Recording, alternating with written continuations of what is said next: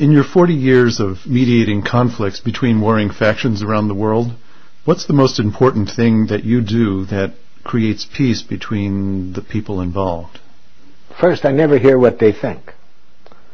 See, I get called a lot of names by people who hear what I'm saying. I see you've read my book. You probably can recall I was in a refugee camp in Palestinian Authority, and what all the crowd had to do was hear from my interpreter that I was an American, and a gentleman jumps up and screams at me, murderer, and another one jumps up, assassin, and another one calls child killer.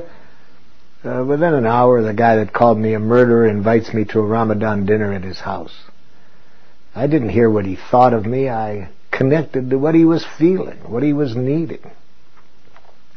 As I walked into that refugee camp, there were hundreds of tear gas grenades all over the lawn, shot in the night before when they had a riot there. And on the side of each of the grenades was written, "Made in USA."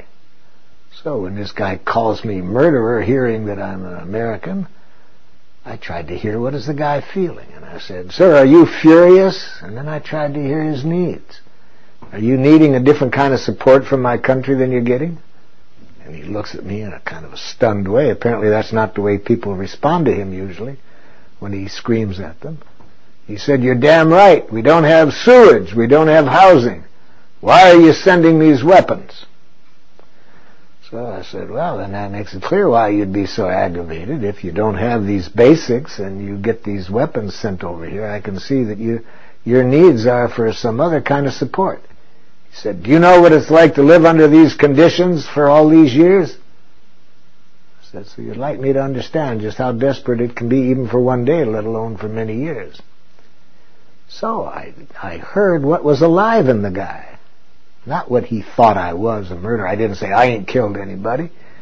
I tried to hear what was going on in him. And when he trusted that I sincerely cared what he was feeling, what he was needing, he could start to hear me then when I said, "Look, I'm frustrated right now because I came a long way to be here. I want to offer something.